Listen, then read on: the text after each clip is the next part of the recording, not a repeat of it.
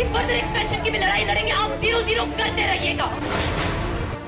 JNU में भारत के खिलाफ जहर घोलने वाली शहला रशीद के पिता अब्दुल रशीद ने बेटी की करतूतों का भंडाफोड़ किया है। उन्होंने कहा है कि जिस तरह उनकी बेटी जबरदस्त पैसा खर्च कर रही है और एनजीओ चला रही है, उससे ये साफ है कि कहीं न कहीं उसके संबंध आतंकियों से भी हो सकते हैं। शहला के पिता ने बेटी की करतूतों की जांच केंद्रीय एजेंसियों से कराने के साथ ही उस पर कार्रवाई करने की मांग की है। शहला के पिता ने ये भी कहा है, जो लोग आज टेरर फंडिंग में एनआईए की गिरफ्त में हैं, चाहे वह पॉलिटिशियंस है या फिर बिजनेसमैन, ऐसे में आतंकी गतिविधियों में कहीं न कहीं इनका भी साथ जरूर दिख रहा है और ऐसा इसने क्यों किया, ये उनकी समझ से बाहर है। मैंने उसे कई बार समझाया कि इन सब चीजों से दूर रहे, लेकिन अब मुझे जान से मारने की धमकी मिल रही है।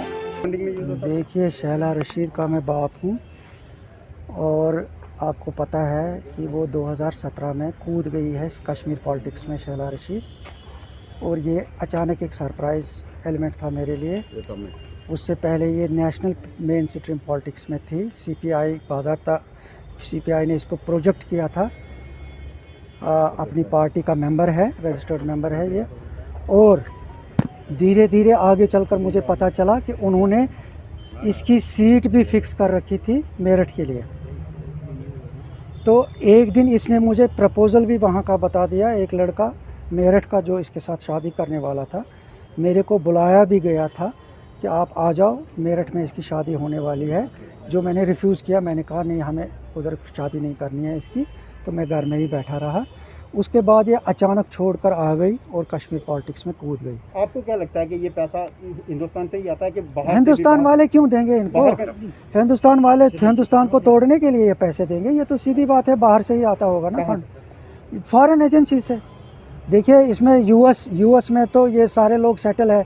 जैसे आप नाम ले रहे हैं ज़हूर वटाली का और फिरोज़ पीरज़ादा का, इनके देखो कितनी एस्टेब्लिशमेंट्स है यूएस में। तो ये सिलसिला भी वहीं से शुरू हो गया है। जब शाह फैसल 2 साल के लिए एजुकेशन लीव पे गए थे, तो ये वहीं से सिलसिला शुरू हो गया है। इस पार्टी की फॉर्मेशन ही वहीं हो गई है।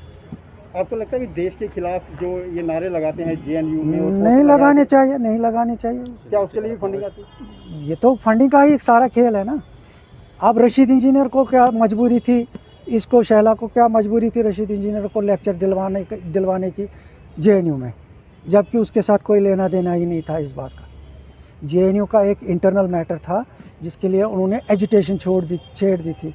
तो इसमें इंजीनियर रशीद के लेक्चर का कहां से भी इसमें सवाल है। जेएनयू की पूर्व छात्रा के पिता अब्दुल रशीद ने आगे आरोप लगाया कि उन्हें मुंह बंद रखने के लिए पैसा भी ऑफर किया गया था। बता दे, पिता के मीडिया में सामने आने के बाद शहला रशीद ने ट्विटर पर सफाई दी है। शहला ने पिता के आरोपों पर प्रतिक्रिया देते हुए कहा कि वीडियो में जो आरोप पिता ने लगाए हैं वो एक पुराना मामला है। शहला ने ट्वीट में भी लिखा, मेरे जैविक पिता ने मेरी माँ, बहन और मुझ पर कई गंभीर आरोप लगाए हैं, तो ऐसे में मैं ये साफ कर दूं कि वो पत्नी को पीटने वाले, दूसरों को गालियां देने वाले इंसान है।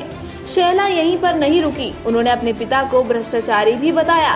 उन्होंने आगे लिखा कि इस आरोप के बाद हमने आखिरकार उन पर कार्रवाई करने का फैसला किया है। शहला रशीद ने ये भी कहा कि ये कोई राजनीतिक मामला नहीं है, ये हमारा पारिवारिक मामला है।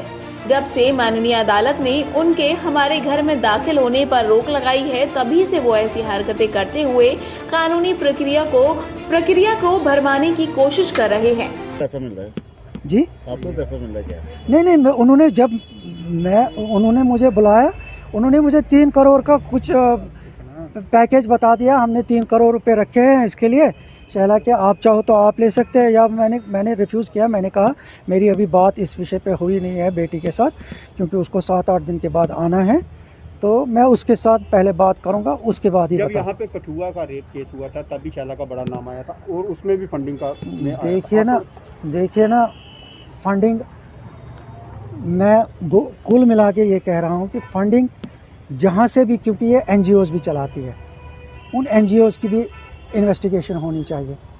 अपने आप पता लग जाएगा कि पैसा कहाँ, और लीगल डॉक्यूमेंट्स में ये दिखा रहे कि ये बेकार है, अनएम्प्लॉयड है, तो एक अनएम्प्लॉयड कहाँ तक खर्चा कर सकता है, तो उसकी तो जांच होनी चाहिए ना। अपने आप सबको पता लग जाएगा कि फंडिंग कहाँ से आ रही है, क्यों आ रही है और किसके लिए आ रही है। एज ए फादर आपने कभी समझाया उसको? बहुत 3 साल तो समझाते ही निकल गए ना। क्या समझाया?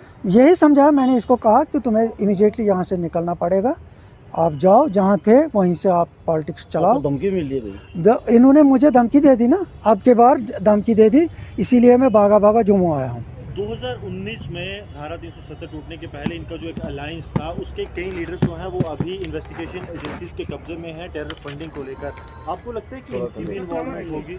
देखिए ना, अगर इनकी इन्वॉल्वमेंट, इनके पार्टी के लोग ही जाते हैं ना, गुप्कार अलायंस की मीटिंग्स में जाते हैं ना, तो इसका मतलब पार्टिसिपेशन है पार्टी की।